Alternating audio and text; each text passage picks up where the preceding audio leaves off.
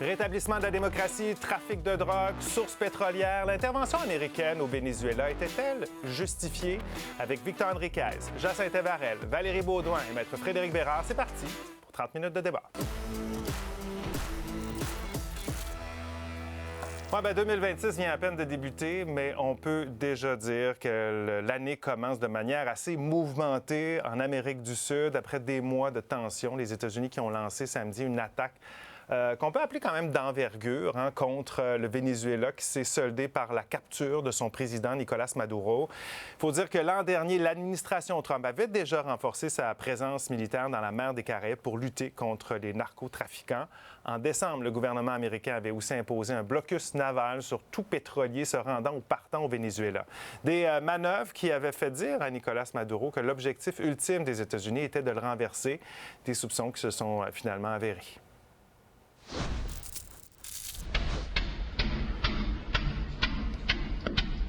Des frappes aériennes qui marquent la fin d'une ère au Venezuela. Tôt samedi matin, l'armée américaine a bombardé plusieurs sites dans le nord du pays avant d'enlever son président Nicolás Maduro et son épouse Cilia Flores. Maduro and Flores have been indicted in the Southern District of New York for their campaign of deadly narco-terrorism against the United States and its citizens. Le couple présidentiel déchu a comparu lundi devant un tribunal de Manhattan. Ils ont plaidé non coupables au chef d'accusation de narcoterrorisme, de complot, de trafic de drogue et de blanchiment d'argent qui pèsent contre eux. Samedi, les États-Unis ont déclaré vouloir diriger le Venezuela jusqu'à la mise en place d'une transition sûre. Don't ask me who's in charge because I'll give you an answer and it'll be very controversial. What does that mean? We're in charge. La nouvelle présidente par intérim du Venezuela a été investie lundi. Delcy Rodriguez, qui occupait jusqu'à samedi le poste de vice-présidente, a réitéré son soutien à Nicolás Maduro. Juro por mi honor que no voy a dar descanso. Devant le Conseil de sécurité de l'ONU, l'ambassadeur vénézuélien a réclamé que les États-Unis libèrent immédiatement le président et son épouse. El secuestro del presidente de la República. Si certains saluent le départ de Maduro, des manifestations se sont tenues au Venezuela et dans plusieurs autres pays pour contester la légalité de l'intervention militaire et dénoncer les visées impérialistes des Américains. We won't pay for war and slaughter! We won't pay for war and slaughter! Nos vemos en la Habana! Strike, onze strike, internationale solidariteit! Des critiques rapidement rabrouées par l'administration Trump. We care about elections, we care about democracy, we care about all of that. But the number one thing we care about is the safety, security, well-being and prosperity of the United States. Alors, notre question sur ce sujet ce soir, est-ce que vous êtes pour ou contre l'intervention américaine au Venezuela? Faire un premier tour de table là-dessus. Victor, qu'est-ce que tu en penses? Je suis pour l'arrestation d'un dictateur qui avait volé ses élections et qui a mis en faillite son pays, qui a fait souffrir son peuple. Pour la population, pour le peuple vénézuélien, c'est une excellente nouvelle. Et espérons surtout que ce soit la première étape d'une longue marche vers la démocratie. Jacinthe.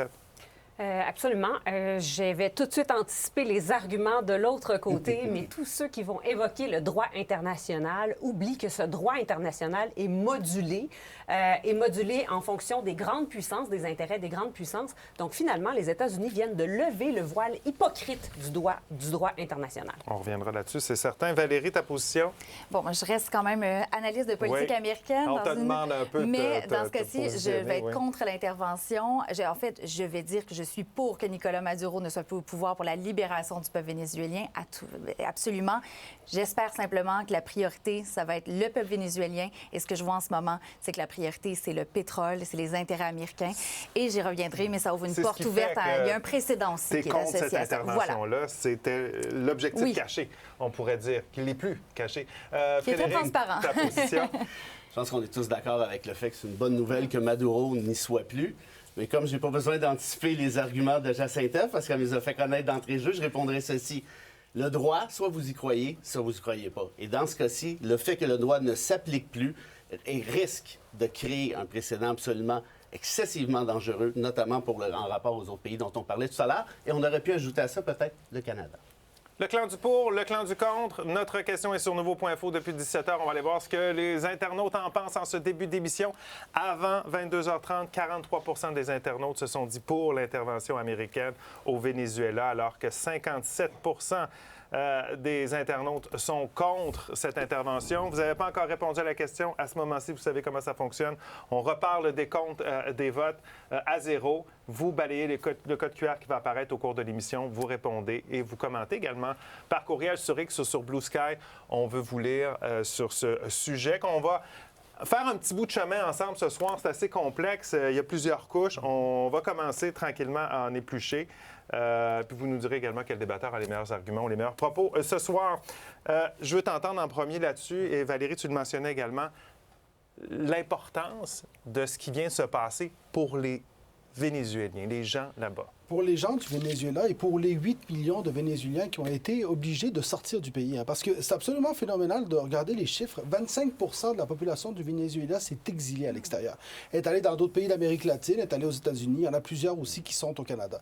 Ces gens-là, à ce moment-ci, ont d'abord célébré le fait que Maduro ne soit plus au pouvoir, sont également à ce moment-ci dans l'attente et demandent une certaine patience avant de juger parce qu'ils attendent de voir qu'est-ce qui va être fait avec cette opportunité-là. Maduro n'est plus là, mais sa vice-présidente Delcy Rodriguez a pris le pouvoir. Et là où ça vient venir changer les choses pour le peuple vénézuélien, c'est si, justement, on commence une marche vers la démocratie. En principe, la Constitution, par exemple, indique que dans les 90 jours, il devrait y avoir une élection qui soit convoquée. Est-ce que cette élection-là aura lieu? Il faut rappeler que la dernière élection avait été volée par Nicolás Maduro. De façon, d'ailleurs, très drôle, il y avait eu une panne informatique pendant le décompte électoral. Tout d'un coup, les décomptes avaient changé. Donc, pour le peuple, c'est une opportunité. Maintenant, est-ce que l'opportunité va se transformer de façon positive? Bien, ça dépend d'une multiplicité de facteurs, dont d'ailleurs comment est-ce que la population au Venezuela, ainsi que la diaspora à l'extérieur, va être capable d'agir sur la situation actuelle. Parce que, quand même, c'est un peuple qui sort de décennies de dictature. Là. Décennies de dictature depuis 1998. Donc, il y a eu Hugo Chavez, Nicolás Maduro. Également, un peuple qui, en termes d'appauvrissement, a vu son économie s'effondrer. Il faut savoir que le Venezuela, dans les années 60, c'est l'économie la plus florissante d'Amérique latine. C'est un pays en plein développement, qui a presque pas de dette, qui finance des infrastructures extraordinaires et qui, après la nationalisation, a un peu perdu le contrôle de tout ça. Et dans la révolution bolivarienne, a littéralement vu son pays s'effondrer économiquement, mais s'effondrer aussi politiquement, puisque toute l'opposition a été torturée, il y a les prisonniers politiques et tout ça. Donc, on est dans une situation où est-ce que on parle beaucoup de capture, mais la réalité, c'est que pour les Vénézuéliens, à l'étranger surtout, c'est l'arrestation d'un homme qui est un dictateur et pour lequel il y avait 50 millions de dollars promis d'ailleurs comme rançon pour son arrestation. Donc pour eux, c'est ça qu'on voit à ce moment. Et là, on arrive à l'intervention américaine en fin de semaine, avec toutes sortes de motifs qui ont été au départ soulevés. La question de la drogue, entre autres. Oui, la démocratie. Mais à quel point ce qui a été amené, la question de la drogue, c'était une vraie raison? C'est un peu comme les armes de destruction massive en Irak. Il y avait un prétexte pour se rendre sur place. Ce prétexte-là est le suivant, de dire que c'est un trafiquant de stupéfiants. Bon, si on y va avec le fentanyl ne passe pas nécessairement par le Venezuela. Alors, c'est ça, l'arme de destruction massive. On n'a peut-être pas la bonne cible. On avait commencé avec les frappes des navires. Ça, c'est quand même très, très important. Ça a été aussi très controversé. Mais par la suite, c'était assez transparent. Je vais lui donner un A+ à Donald Trump pour sa transparence, pour ses motifs. Parce qu'il a dit très clairement, il veut que Maduro quitte le pouvoir. C'était son désir. Il dit, on ne veut plus rien savoir, on va le forcer, on veut le chasser du pouvoir, on va trouver le moyen. Il y avait toujours cette menace d'intervention militaire. Il y avait quand même 15 000 militaires dans la région, en plus du plus gros porte-avions américain. Et j'arrive à la dernière raison, et ça peut-être qu'il y en a qui ont été surpris ou d'autres non, de la transparence de tout ça, mais dans le point de presse, de dire la priorité, là, en ce moment, ça n'a pas été le mot démocratie, ça a été le mot pétrole. On va reprendre le contrôle du pétrole, se repayer et redonner l'argent aux Vénézuéliens. On verra par la suite comment tout ça va se faire. Donc, en tout cas, on peut quand même dire que pour Donald Trump, cette intervention-là, ça a été un succès. Ah oui. Oui, c'est un succès tactique sans équivoque. Là. Tous les anciens dirigeants d'armée le disent. Là, ça a été un succès. Il n'y a pas eu aucun blessé dans cette intervention militaire. Mais c'est aussi un succès, c'est encore tôt pour le dire, mais il y a aussi toute l'économie qui est derrière cette question-là. On parle de pétrole, mais il y a aussi toute la question des pétrodollars, parce qu'on sait que le Venezuela vendait son pétrole à la Chine, à la Russie, et ne s'accotait plus, ne s'appuyait plus sur le dollar américain. Et ça, il y a aussi cette motivation-là. On ne parle pas beaucoup des pétrodollars, mais il reste que avant que le Venezuela se tourne dos aux États-Unis, il était toujours question dans les transactions de pétrole de s'appuyer sur le dollar américain. Alors, ça aussi, il y a une question économique derrière ça. Je vais vouloir qu'on revienne sur la question du pétrole un peu plus tard, parce que c'est une question qui a fait évoluer l'économie du pays. Qui en était responsable? Est-ce que les États-Unis n'ont pas leur part de responsabilité là-dedans? C'est la question que je vais vouloir vous poser. Mais je veux savoir, est-ce que toutes ces raisons-là justifient une intervention? Ben non. Est-ce que la fin justifie les moyens? Moi, je suis sensible à l'argument de Victor. Hein? On veut libérer les Vénézuéliens. Parfait, on est tous d'accord avec ça. Mais est-ce que la fin justifie nécessairement les moyens? Ici, le moyen, c'est quoi? Les États-Unis débarquent avec leurs gros bras. Beding, tu dis qu'il n'y a pas eu de blessés, il y a eu 40 morts. Déjà là. Je pense qu'on est à 80. Rendu à 80, bon. De un. Et bien pour le reste, c'est quoi le message qu'on envoie? Le message qu'on envoie, c'est que le droit ne s'applique pas aux États-Unis, jamais, peu importe. Les États-Unis vont choisir là où ils vont aller, dépendamment du fait des ressources naturelles. Là, c'est le pétrole au Venezuela. Le Canada, ça sera peut-être l'or bleu, c'est-à-dire l'eau éventuellement. Le Mexique, ça sera peut-être autre chose. Pourquoi? Bien, parce qu'on a décidé que ça va être ça. Si vous regardez l'article 2 de la Charte des Nations unies, on dit très clairement que les États membres ne peuvent pas recourir à la force pour menacer l'indépendance d'un pays ou son intégrité territoriale. Ça a été adopté quand, cet article-là? À la suite de la Seconde Guerre mondiale. Pourquoi? Bien, parce que ça avait mal viré. Alors, tout ça pour dire, puis je comprends, Jacinta, tu me dis, le droit international, c'est une joke. Je suis pas nécessairement en désaccord, mais c'est pas une raison pour encourager sa violation. Parce que si on continue dans cette voie-là, il n'y a plus de règles qui tiennent jamais. Ce qui est particulier, c'est qu'on en parle aujourd'hui comme si c'était une nouveauté d'avoir cet accroc-là, alors que la réalité, elle est assez simple. Le droit international a été créé pour que les nations le respectent, sauf celles qui sont membres du Conseil de sécurité des Nations unies, finalement. Parce que le droit de veto pour les membres permanents au Conseil de sécurité des Nations unies fait que toute violation du droit international devient un peu, on se fait taper les doigts, mais il n'y a pas de conséquences directes. Donc la réalité, c'est que cette violation du droit, tu parlais du Panama en 89. En 89, on est allé arrêter Noriega, mais il y a eu combien de milliers de morts au Panama avant de réussir cette arrestation-là?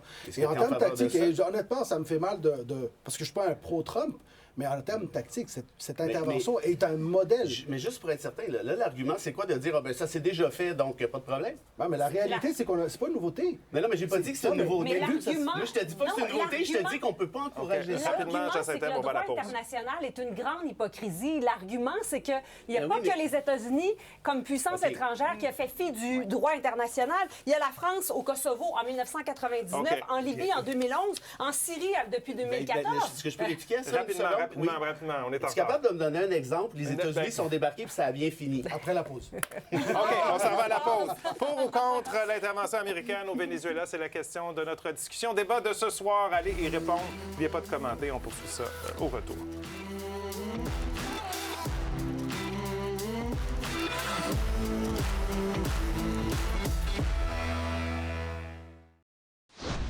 De retour au débatteur. Pour ou contre l'intervention américaine au Venezuela, c'est la question du débat de ce soir. Allez y répondre, commenter également. On parle beaucoup de l'aspect du droit international, on va y revenir, mais l'aspect légal. Est-ce que Donald Trump avait le droit de faire ce qu'il a fait sans consulter le Congrès aux États-Unis? Normalement, le pouvoir d'entrer en guerre ou d'avoir une intervention militaire de ce type, ça passe par un vote par le Congrès. Ça, c'est normalement.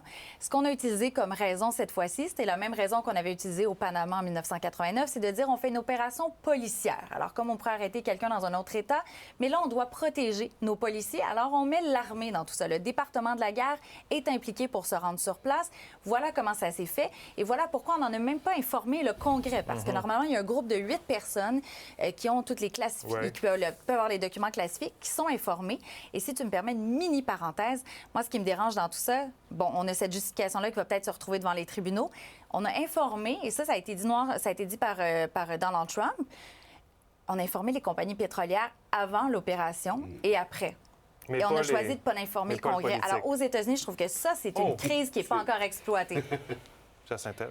L'idée qu'on n'ait pas informé le Congrès, tout d'abord, c'est une opération qui a été réussie en le sens où on n'a pas eu aucun blessé. Et pour ça, il ne faut pas qu'il y ait de fuite.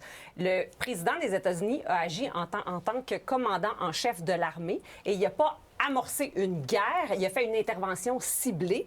Et ça, c'est aussi en fonction de le War Power Resolution qui date de 1973, qui autorise le président des États-Unis à engager des forces armées sans autorisation préalable du Congrès. Dans un contexte spécifique. Dans un contexte spécifique. Il ne peut pas entrer en guerre avec l'Irak.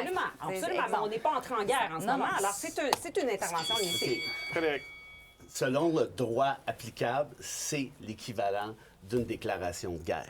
Tu t'en vas brimer l'indépendance d'un pays, qu'on aime ça ou qu'on n'aime pas ça. Tu dis, toi, tu débarques le président, ta femme débarque, peut-être que la vice-présidente débarquera aussi. Si est président.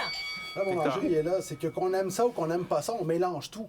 Ici, on a un dictateur qui, en 2018, a faussé ses élections, les a volées. Et depuis 2018, le droit international ne fait absolument rien pour protéger les Vénézuéliens. Là, on a Donald Trump qui débarque, qui s'en va l'arrêter. Et tout d'un coup, on doit maintenant se cacher derrière le droit international pour dire que ça n'a pas de sens. Victor, la réalité, crois-tu Donald Trump? S'il décide de débarquer au Mexique demain matin, il va inventer n'importe quoi. Au Groenland, il va inventer n'importe quoi.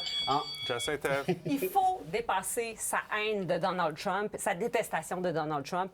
Barack Obama, en 2011, a fait des frappes en Libye et il a qualifié ces frappes d'engagement limité. Biden a fait des frappes ponctuelles en Syrie et en Irak. Clinton a fait une campagne aérienne.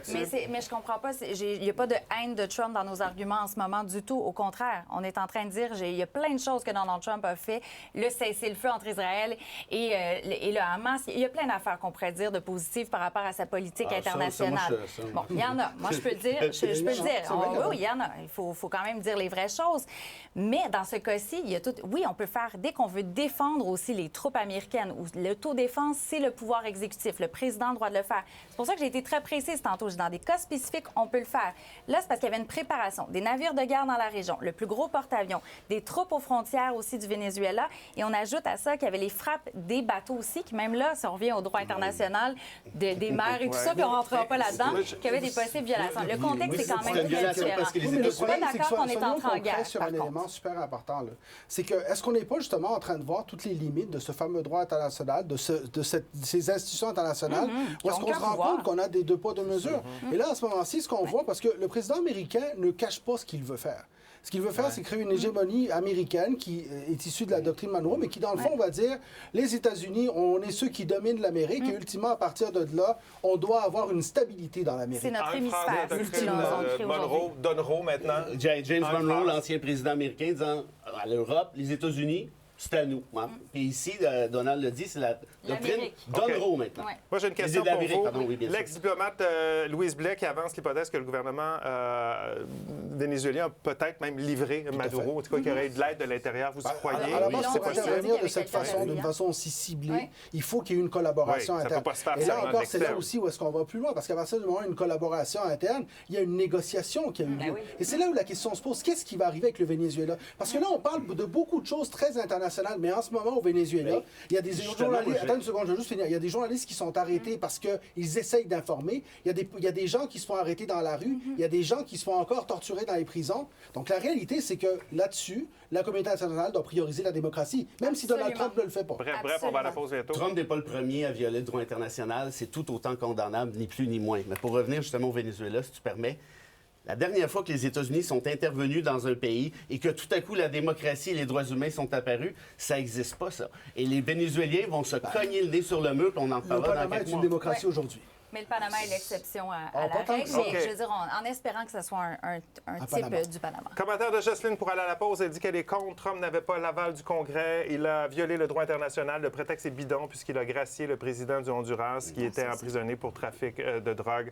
C'est le commentaire de Jocelyne. On s'arrête quelques minutes au retour d'autres commentaires et on verra si l'aiguille a bougé également.